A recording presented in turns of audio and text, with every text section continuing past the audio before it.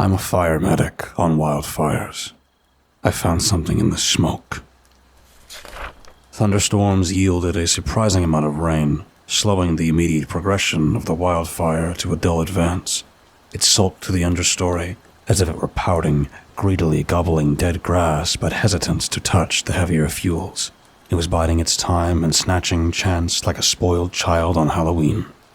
You know which child. The bratty one that ignores the sign that pleads, "Please take one," only to be terrified when the homeowner bursts from their staged hiding spot. In a similar fashion, fire crews were plotting their strike against the fire, but one could argue whether they were the child or the homeowner. Houses were laid, lines were dug, and boots hit the grounds to best the fire. The plan was to let it burn, but to keep it contained and controlled. In the darkness of the night, ponderosas stood indifferently. The fire lapped at their roots and consumed the surrounding litter. Perhaps it was arrogant to say we outsmarted it, and perhaps it was even worse to afford any sentience to a flame, but it certainly felt like the fire had been duped. We watched it gorge on the meager forest understory, only to hit dry, sandy dirt and die, trailing wisps of smoke in bitter protest and smoldering in forgotten wood. We were assigned the night ops, a position with some degree of greater hazard. We've all fumbled in the darkness of a known restroom at 3 a.m. at least once in our lives. Now, imagine that bewilderment with the world burning down around you in a place you've seen only in hasty passing. Watch out for country not seen in daylight, we practiced. Suffice to say, night ops came with obvious risk, but were typically less extensive than normal business hours. We were there to watch the fire crawl to the night. Specifically, we provided medical support to the skeleton crew that prevented the fire from getting too rowdy in its weakest hours. It was a straightforward assignment. Not that we underestimated the potential of the fire, but we laughed at ourselves when the most exciting thing we saw was a single tree fully engulfed in flames. I'd once seen a fire melt an entire highway of cars with people still inside. Comparing this fire to the car-melting fire was comparing apples to oranges. Not to say that people roasting was a good thing, but you'd invest a lot more energy into that than a solitary tree. The fire was working its way southwest through a surprisingly lush desert forest, and we parked the ambulance along its western flank.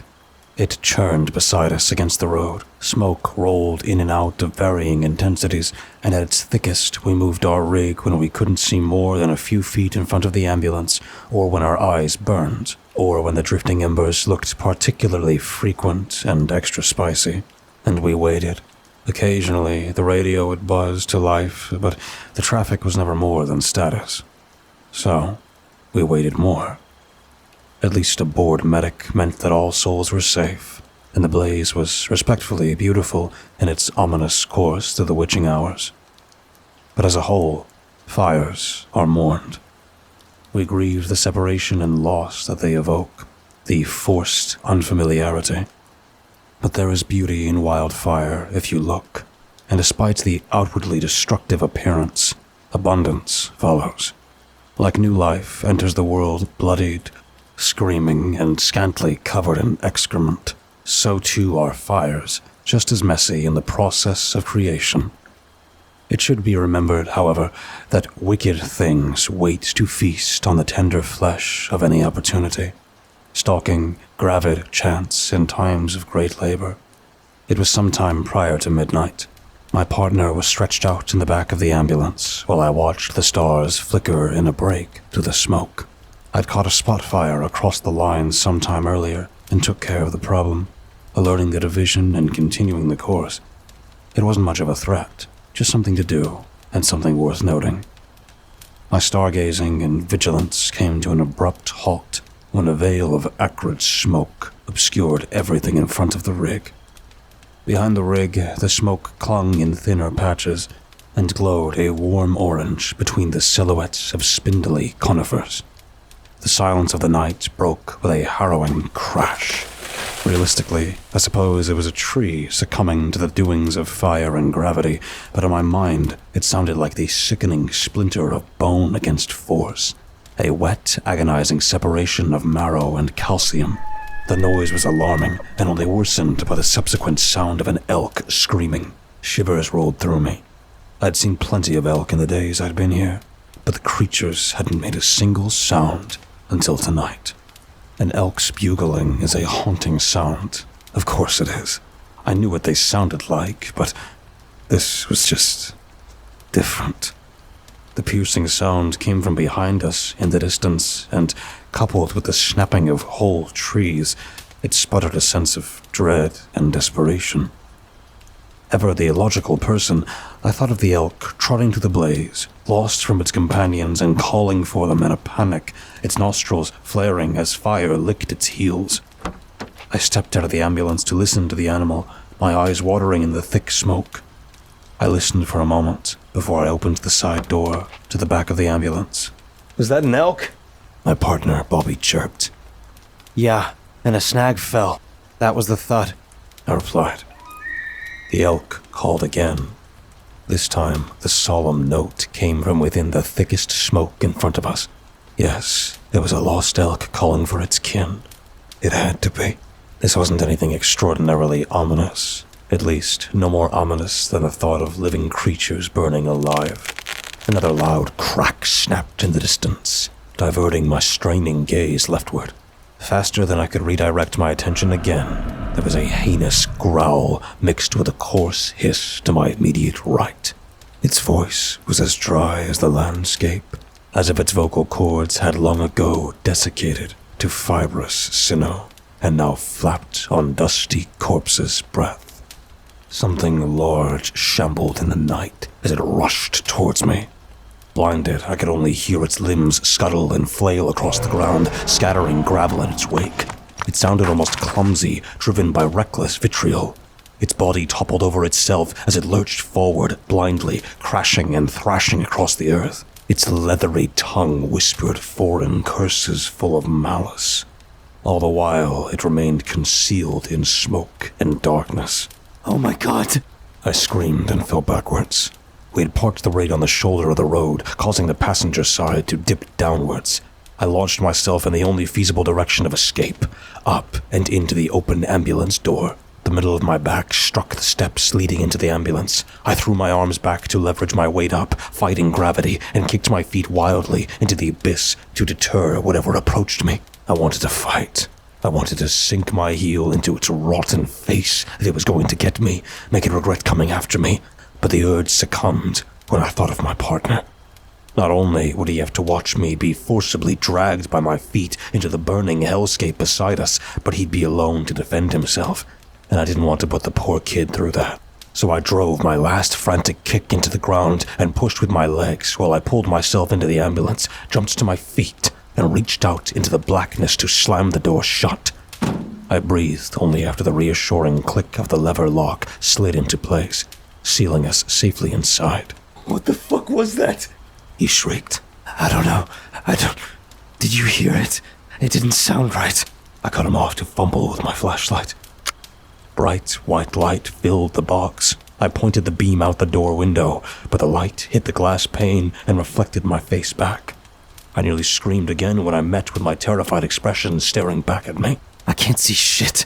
It's either my dumb reflection or smoke. I sneered.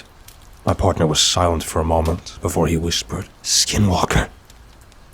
A pregnant pause followed when he finally whimpered. I thought you were gonna die. It had to be some sort of pissed-off critter. It had to be, I assured, although who I was assuring remained up for debate. We paced the back of the ambulance, trying to figure out what we wanted to do next. I was terrified, but I couldn't believe it was anything as impossible as a skinwalker. Monsters were only myths born from boredom and isolation in days long gone. I mustered my courage and cautiously stepped back outside. I winced as my feet crunched on the gravel below me, and I scanned the smoke. Despite how stupid it all sounded, I was still scared. There were no shapes moving in the haze, and only the sound of crackling fire could be heard. Quickly, I ran to the front passenger seat, and my partner did the same to the driver's seat, locking the doors behind us. Let's move. We'll radio division our new coordinates when we get the fuck out of here. Bobby slams the keys into the ignition. Wait, I commanded. What if there's something in the beams ahead of us? Are we ready for that? Stop. He groaned in terror, pausing for what felt like an eternity as he contemplated my question and what he wanted to do next. I could feel my heart pounding. Reluctantly, he rolled the key forward, illuminating the haze with a click, and for a fleeting moment, I could see a lanky elk disappearing into the border of sight and obscurity. It's just an elk, I spoke hesitantly, ignoring that the shape and size of the animal wasn't quite right, but hoped it was only the illusion of darkness on its silhouette. Bobby stared nervously at the glow plug light, wait to start, so he could spur the engine to life. But before that moment could come, the radio and dash screamed. Our lights and sirens whirred, and the windows rolled down and up and down again. Static blasted through the mic, and we flinched to cover our ears. The dash and interior lights pulsed as if they were surging with electricity, and the radio morphed to a cacophony of screaming and sobbing, 1,000 voices wailing in torment over an unknown frequency. And abruptly as it started, the radio cut short, and the lights shut off. Sirens severed to silence. We were plunged into the black of night once again. Bobby forced the key forward again, but no reaction came from the rig. It was dead. I grabbed the handheld radio. Communications, Ambulance 13 on Command 9. As I spoke, I realized it also wasn't responding, despite being powered by a separate power source.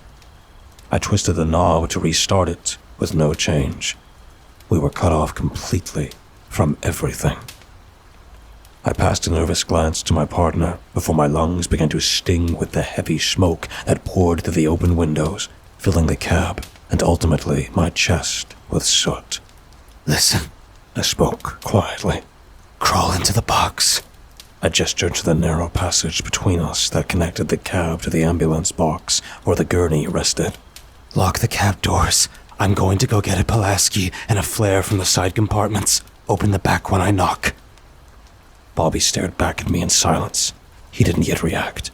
I'll knock 4 times. That way you know it's me. He was obviously torn between wanting to protest my reckless idea and protecting himself, and I was relieved to see him reluctantly accept the latter option. Hey, I added. If anything happens, save yourself. I mean that. Bobby sullenly nodded back. Securing my headlamp, I stepped out into the smoke once again, trying to quietly open and close the rig door. I walked cautiously around the front of the ambulance, eyes straining in the smoke as it slowly churned around me. The forest cracked with embers in every direction. The compartment behind the driver's side door was already stiff to open, but thankfully, it opened with little resistance this time. I rifled through the road kit for a phosphorus flare, checking the cap before shoving it into my pocket and grabbing the Pulaski.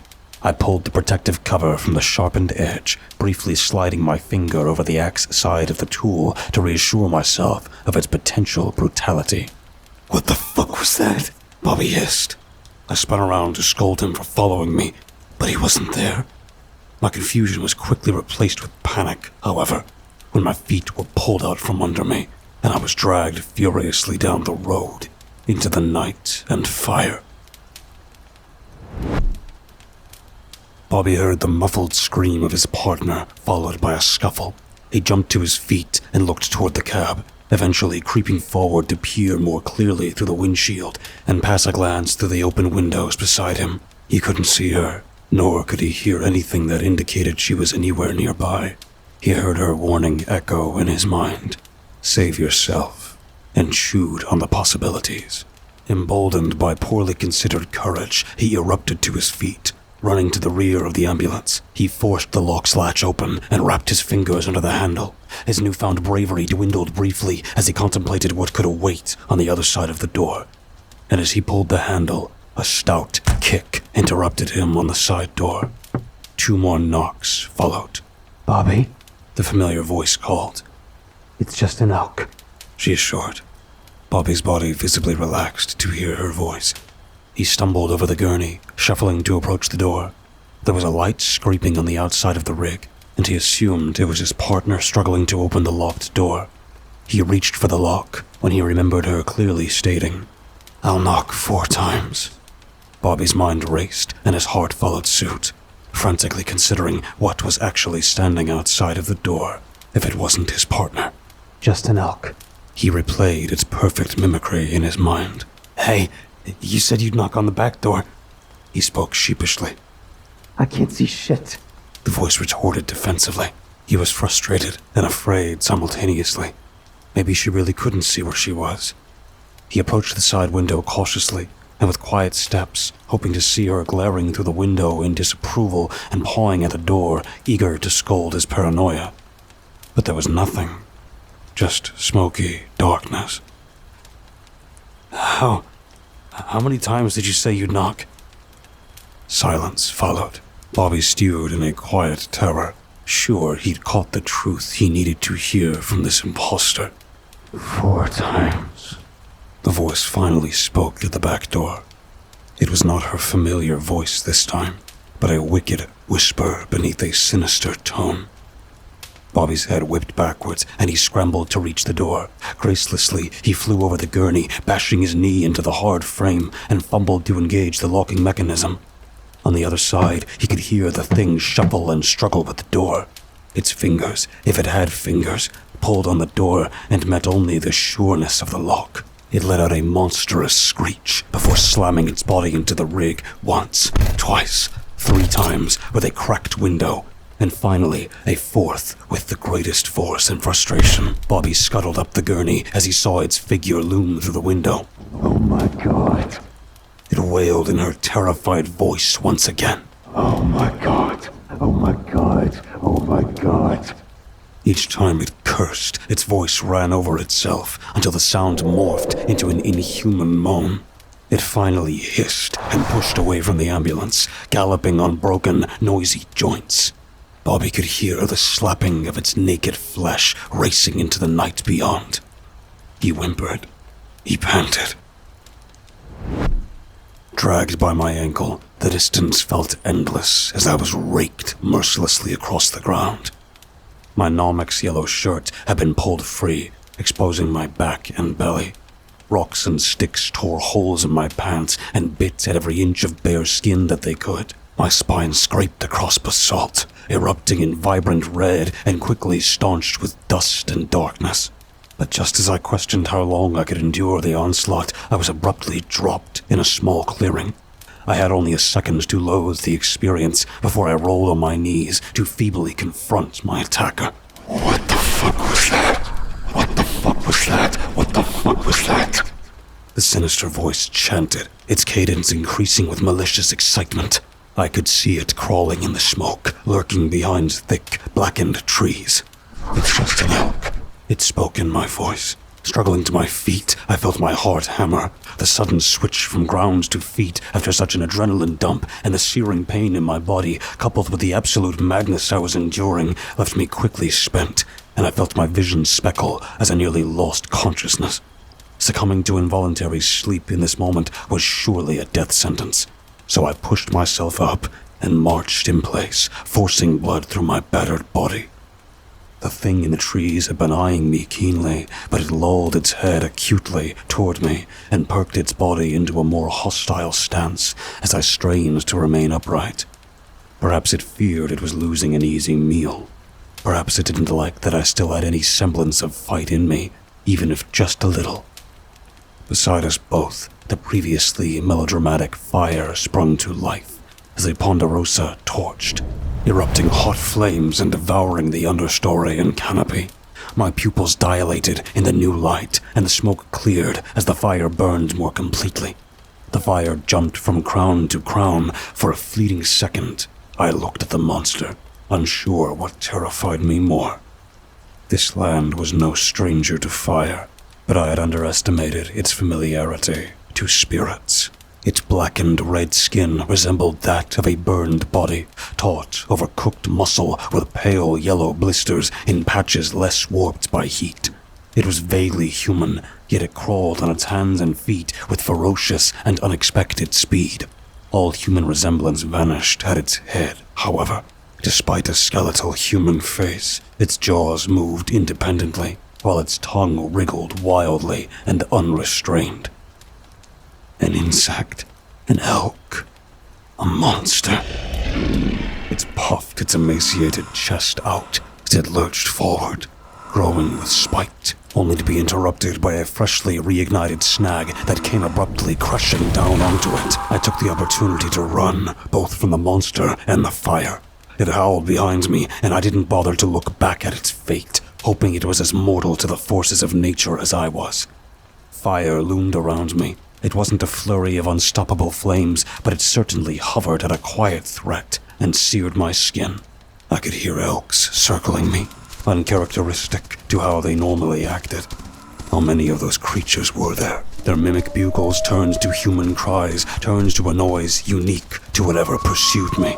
As they closed in, ready to welcome me to whatever horrific fate they planned, their cries and pursuit ceased unexpectedly as I stumbled onto the dusty gravel road beside the ambulance.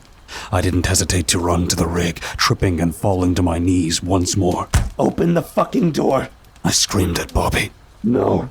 Bobby screamed back. I could see the ambulance shake as he obviously ran to the far side of the ambulance. Rage and terror overtook me before I remembered. You fucking obedient bastard! And slammed my knuckles across the rear 4 times. Let me in, Bobby, or I swear to God, I'll make you regret being partnered with me. Silence followed hesitation, but the door eventually opened just enough for Bobby's fearful face to peek through. Crushing fear still radiated through me, but for a fleeting second, I cracked a smirk at my partner. I hugged him as soon as he was fully exposed, and we were safely stowed, wincing as I moved. You look like shit. He spoke flatly. What is it out there? I don't know. I don't care. We have to find a way out. I spoke on quick breaths, accurately aware of how much I hurt. Have you tried to start the rig? Bobby shook his head no and moved to the front through the passage. He tried to look discreet against the open window beside him. There was no change from the rig when he turned the key. Didn't you say we have a portable jumper? Yeah, it's in the engine's compartment, he whispered with a frown. Let's go out together this time, and then we'll Rochambeau for who stays out and jumps in. On 3? Bobby nodded. 1? I spoke, anticipation dripping from my voice. 2? We spoke together. 3? And we both burst out. Bobby burst to the driver's door, and I ran from the side. By the time I reached the driver's side, Bobby had the jumper battery out and was carrying it to the front. Without words, we readied our hands. I ultimately brandished a rock and Bobby a scissors. He groaned in defeat, but fair is fair. I ran to the front and pulled the lever to release the hood. Bobby made quick work of the cables, declaring, "Try now," too quickly. To our collective relief, the engine turned, but to our dismay, it did not fully start. It would need a moment longer on the jumper. The second attempt, following an unnaturally slow and equivalently dreadful moment's time, yielded success and stirred haste between us. Bobby slammed the hood shut while I revved the engine, flinching lightly as the exhaust pushed dust and smoke in the side mirror. Bobby reached for the passenger door when a sharp pain stung through my left shoulder. I hadn't even time to process the burning I felt when I realized one of those monstrosities had shoved its horrific frame through the driver's window and grabbed hold of my body, its individual mandibles wrapping securely around my shoulder and arm like vice clamps. My body tensed, and a wave of pain pulsed through me as sore muscles sprang to weakened life. I passed a pleading glance at Bobby when the creature pulled its head back out the window, with me clumsily and forcefully following. Its jaws twitched as it dragged me like a rag doll. I hit the ground out the window. The monster released me, stepping back to screech at me while I fought to stay awake. My eyes rolled in my head and the world spun. An overwhelming amalgamation of sensations flooded my senses. The earth was cold and sharp. The air stung and smelled of ash and iron. My vision came to focus, revealing the Pulaski I dropped earlier, the first time I was dragged off to my doom. I shakily reached for the hilt of the tool, digging its iron head into the earth so that I could use the length of it to support myself as I stood and groped in my pocket for the flare I had stashed earlier. In response to my movement, the monster threw itself at me. I fell backwards with the creature on top of me, but in one swift action, I dragged the ignition end of the flare across the rough ground. Red, chemical light filled the night, and fluorescent sparks shot around us. Its long head shot forward like a viper at my throat, but I shoved the flare into its black eye before it could fully strike. Its eyes looked like mummified sockets in the darkness. I wasn't expecting the resistance of wet, gelatinous meat as I plunged the stick into it. Rancid sludge poured from the black pool of its former eye. It screamed. I couldn't tell if it was pain or anger or surprise or some combination of everything. It slashed recklessly into the air, snagging the flesh on my left forearm. Ripples of subcutaneous fat glistened in the artificial light before flooding with vivid red. I didn't care. I had to kill it now or die trying. So as I reeled in disgust at my attack, I mustered the last of my strength and lifted the Pulaski so that the axe end faced my threat. And I swung it with the last of my willpower. It was a distinctive sound. Joints make a similar noise as they jerk into or out of place. But there was a hollow resonance in the wetness of this sound that rendered it unmistakable. It was satisfying. It was horrifying. It was the sound of metal splitting skull and splattering gray matter. In almost immediate reaction, the creature convulsed. It fell on top of me, blood spasming without a command, and jaws shivering with disconnected, dying nerves. Pressed against me, it smelled like a mix between putrid barbecue and a tragic house fire where not everyone made it out in time. Gradually, its body grew still, and fetid fluid spilled onto me from its horrific maw in one final insult. I was screaming. I was crying. Bobby ran up and pulled its limp arm, trying to free me, and eventually, he succeeded. He held pressure on my arm while I winced and shoved gauze into the laceration. We spent only enough time to stop the bleeding before we quickly returned to our escape. Bobby drove while I attempted radio comms. Communications? I started, my voice wary. Ambulance 13. 13? The div sup chirped. Where have you been? Do you have cell reception? Affirmative. I sighed. Almost immediately, my phone sprung to life. Where the hell have you been? The div sup scolded. We lost all communication. There was... I paused, thinking how I could possibly explain the evening. An accident. I'm hurt. He was quiet for a moment as he contemplated what I had said. How bad? Well, it's not great. Can you triage patients? Yeah, I could probably do that. What's going on? The fire jumped the line. There's a whole crew unaccounted for. Before we lost comms, they were saying something about some crazy man lighting the trees on fire. Tall son of a bitch running on all fours.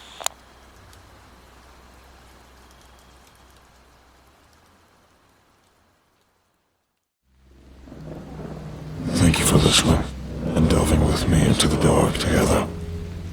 Please remember to leave a thumbs up and subscribe if you feel so inclined.